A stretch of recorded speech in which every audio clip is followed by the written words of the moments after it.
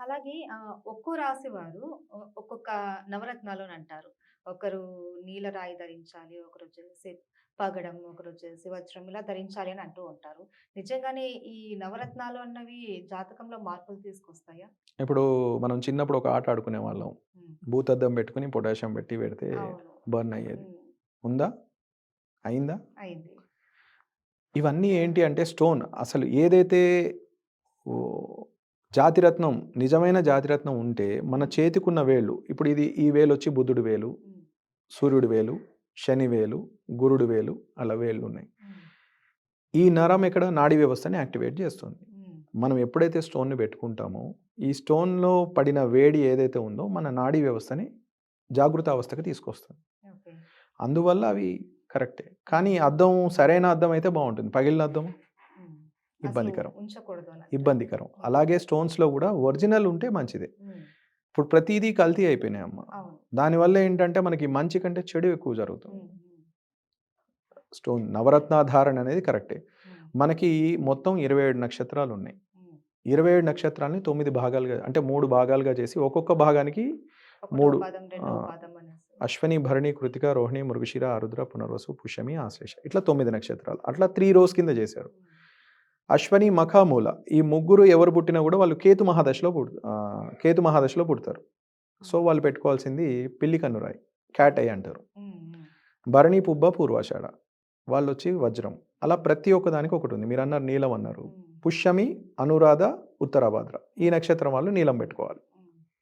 అలా ప్రతి ఒక్కటి అంటే ఏ మహాదశలో అయితే మీరు పుడుతున్నారో, ఏ నక్షత్రంలో మీరైతే పుడుతున్నారో అది మెయిన్‌గుంటుంది. ఇంకొక స్టోన్ గూడా లక్కీ స్టోన్ కింద చెప్తుంటారు. మీరు ఏ రాశి ఉంటే ఆ రాశిది. హ్మ్.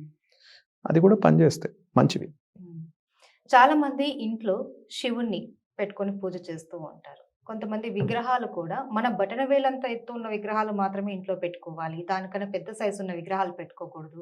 శివలింగం ఉంటే ఇంట్లో ఖచ్చితంగా అభిషేకం అనేది జరుగుతూ ఉండాలి నిత్యం అని అంటూ ఉంటారు. దీని గురించి చాలా మందికి సందేహాలు గూడా ఉన్నాయి. ఈశ్వరో ఐశ్వర్యప్రదః అంటారు. అంటే ఏది ఇంట్లో అయితే శివుడు ఉంటాడో అక్కడ ఐశ్వర్యానికి కొదవుండదు అని ఉంటుంది. హ్మ్. పూర్వం ఇంకొకటేంటి అంటే ఏ గ్రామంలో అయితే శివుడు లేడో ఆ గ్రామంలో భోజనం చేసేవాళ్ళు కాదు. హ్మ్. అందుకే ఇప్పుడు రాములు వారు వెళ్ళిన ప్రతి చోట ఒక శివలింగాన్ని ప్రతిష్ఠ చేసుకుంటూ ఎళ్లారు. హ్మ్. ఎందుకు? శివారాధన చేయకుండా భోజనం చేయడానికి లేదు. హ్మ్. ఒకటి. రెండోది శివుడికి అభిషేకమే ఎందుకు చేయాలి?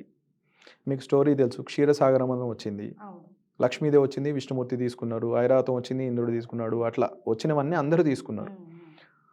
అమృతం వచ్చింది అందరికి గావాలి. మరి హ్మ్. హాలాహలం వచ్చింది. ఎవరు తీసుకున్నారు? శివుడు. శివుడు హ్మ్. తీసుకున్నాడు. గరళ కంఠుడు అంటారు. హ్మ్. ఎప్పుడైతే శివుడు అది తీసుకున్నాడో ఆయన యొక్క వేడిని, ఆ తాపాన్ని తగ్గించడానికి గంగమ్మ వారు శిరస్సు మీద ఉండి నిత్యం ఆయన ఉంటున్నారు. అలాగే మనం ఎప్పుడైతే అభిషేకం చేస్తారో ఆ తాపాన్ని తగ్గించడం జరుగుతుంది. హ్మ్. అందువల్లే శివుడికి ఏదైనా ఆరాధన చేస్తే ఎక్కువ ఫలితం అనడానికి కారణం ఏంటంటే, మీరు ఏదైనా మిగతా భోగభాగాలన్నిటికి వేరే దేవతలుంటారు. హ్మ్. నీకు దోషం ఉంది అంటే వెళ్ళాల్సింది శివుడి దగ్గరికి మాత్రమే. ఎందుకంటే హ్మ్. ఆయనే అన్నీ తీసుకోగలడు. హ్మ్. సరే మీరన్నట్టు ఇంట్లో శివుడిని పెట్టి ఆరాధన చేయొచ్చా? చేయొచ్చు నిరభ్యంతరంగా. కానీ ఎప్పుడు చేయకూడదు? అశౌచము. జాతాశౌచము, మృతాశౌచము. హ్మ్. పుట్టినప్పుడు 11 రోజులు ఉంటుంది. పురిటి స్నానం అంటారు. అవును. అదే చనిపోయినప్పుడు గూడా 11 రోజులు ఉంటుంది. హ్మ్. మృతాశౌచం అంటారు. హ్మ్. కర్మ అయిన తర్వాత. హ్మ్. అయిన తర్వాతే చేయాలి. ఇప్పుడు కొత్తగా ఏంటంటే కొంతమంది చెప్తున్నారు. మీ ఇంట్లో ఎవరైనా కాలం చేస్తే మీరు దేవతల్ని పక్కన పెట్టేయండి అని. హ్మ్. అది ముమ్మాటికి తప్పు. హ్మ్. ఎందుకు తప్పు? ఇప్పుడు మిమ్మల్ని ఒక పద్ధతి అలవాటు చేసి ఉంచి ఉన్నాం. హ్మ్. ఆ నిమిషానికి, ఆ సమయానికి అక్కడ దేవత అక్కడ వచ్చి కూర్చొనుంటారు. హ్మ్. ఆ సమయానికి వారక్కడ ఉంటారు. మనం చేయకపోవడం వల్ల అది దోషమవుతుంది. హ్మ్. ఆకలిగా ఉంది. ఇప్పుడు మీకు 12కి పెట్టడం అలవాటు చేశారు. 12కి పెట్టకపోతే ఏమవుతుంది? ఆకలి వేస్తుంది. హ్మ్. 2కి కోపం వస్తుంది. అవునా? అవును. అలాగే భగవంతుడు గూడా. అంటే భగవంతుడు ఎక్కడున్నాడు? నీ మనస్సు లోపల ఉన్నాడు. మీ మనస్సుని మీరు పూజ చేసుకోగలరా? హ్మ్. చేసుకోలేరు. అందుకని మనం ఏంటంటే ఒక ప్రతిరూపం కావాలి మనకి. హ్మ్. అందుకని వారిని చేస్తూ ఉంటాం. మరి బొటనవేలు అంతే ఎందుకుండాలి? ఎంత పెద్దది పెడితే దానికంత సపర్యలు జేయాలి మీరు. హ్మ్. సపర్యలు చేసేంతది మనం చేయలేం గదా! హ్మ్. ఇప్పుడు మీకు మన పూర్వీకులు ఎంత ప్రామాణికంగా, నిర్దిష్టంగా చెప్పారు అంటే, ప్రతి ఒక్కటి గూడా ఇంత క్వాంటిటీలోనే చేయాలి. అంటే చిన్నది చేసి పెద్దది చేసినా తప్పు లేదు. అదే మీరు పెద్దది పెట్టుకొని చిన్నది చేస్తే చాలా తప్పు. హ్మ్. అందుకనే వారు ప్రతి ఒక్కటి గూడా ఒక ప్రమాణం ఇచ్చారు. హ్మ్. అంగుష్టమాత్రం అనేది ఏంటి అంటే, ఏదైతే మనము 3 కనుపులుంటాయి ప్రతి ఫింగర్‌కి మనకి. అవును. ఆ 3 కనుపుల లోపలే చేయమని అంటారు. ఎందుకు చేయాలి?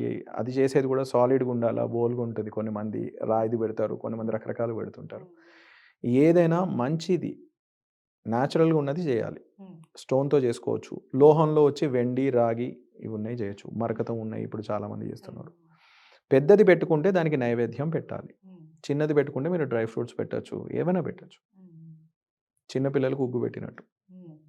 పెద్దవాళ్ళకనుకోండి నైవేద్యం ఎక్కువ పెట్టాలి. హ్మ్. ఇప్పుడు మీరున్నారు. మీకు ఆకలి ఉంటది. మీకు రకరకాలుగా పెట్టాలి. హ్మ్. అలాగే భగవంతుడికి పెట్టేటప్పుడు కైంకర్యం ఎక్కువ. హ్మ్. అందుకని దాన్ని చిన్నగా మార్చారు. ఈ స్ఫటికలింగాలు గూడా పెట్టుకోవచ్చా ఇంట్లో గురుగారు? స్ఫటికలింగము భూమి మీద ఫస్ట్ శివలింగం ఉంది అంటే అది స్ఫటికలింగం మాత్రమే. జ్యోతి స్వరూపంలో ఉంది. హ్మ్. అంటే మరి స్ఫటికం ఎలా అవుతుంది?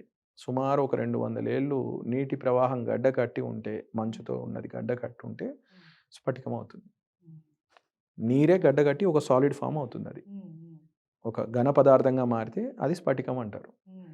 ఆ స్ఫటికం ఏదైతే ఉందో దాన్ని దాని అర్చన అంటే మీరు చూడ్డానికి వాటర్ ఎలిమెంట్. కానీ దాని తత్వం ఏం తత్వంగా చెప్పబడిందంటే శుద్ధ స్ఫటికం కాదు. అంటే దాన్ని జ్యోతితో సూచించారు హ్మ్. శాస్త్రంలో. హ్మ్. ఒక జ్యోతి స్వరూపంగా భావించి చేస్తారు. హ్మ్. అలా అని స్ఫటికలింగం చేయొచ్చండి. కానీ నిష్ట అవసరం. హ్మ్. మంత్రాధిష్టానం దేవత. హ్మ్. దేవతలందరూ కూడా మంత్రానికి కట్టుబడి ఉంటారు. మరి మంత్రం దేనికి కట్టుబడి ఉంటుంది? శుచి, శుభ్రతకు కట్టుబడి ఉంటుంది. హ్మ్. కాబట్టి మనం ఎంత శుచిగా ఉండి చేస్తే మనకంత ఫలితం వస్తుంది. అంటే ఎక్కడో వస్తుందని గాదు. హ్మ్. మనం పూజ చేయడం వల్ల మన యొక్క ఏదైతే ఆరా ఉంటుందో, హ్మ్. మన చుట్టూ ఉన్న ఏదైతే ఉంటుందో, వలయం ఏదైతే ఉందో అది శక్తివంతం అవుతుంది. హ్మ్. హ్మ్. దీనికి లలితా సహస్రనామంలో ఒక వర్డ్ ఉంది. అంతర్ముఖ సమారాధ్య బహిర్ముఖ సుదుర్లభ. నీ హ్మ్. అంతర్ముఖంగా మీరేదనుకుంటున్నారో బహిర్ముఖంగా అది ఉంటుంది. హ్మ్. హ్మ్. అంటే మీరిప్పుడు ఒక పాజిటివ్ వైబ్రేషన్స్‌తో ఉన్నారు. మీ చుట్టూ ఉన్నవాళ్ళు పాజిటివ్ వైబ్రేషన్స్‌తో ఉంటారు. హ్మ్. మీరు అయోమయంలో ఉన్నారు. మీ చుట్టూ ఉన్నవాళ్ళు అయోమయంలో ఉంటారు. హ్మ్. అంటే ఇక్కడ ఎవరు డిసైడ్ చేస్తున్నారు? మీ మనసు. బయటది ఏం గాదు. హ్మ్. అంటే ఏది లా ఆఫ్ అట్రాక్షన్ నీ లోపల ఏదుందో అదే అట్రాక్ట్ చేస్తుంది. హ్మ్. అయస్కాంత తత్వం. ఇప్పుడు మనం వెళ్తుంటే మనం టీవీ దగ్గరికెళ్తే నుంచి రోమాలు లెక్కబడి ఉంటాయి. అంటే మనకి దానికి అంత ఆరా ఉంటుంది. హ్మ్. హ్మ్.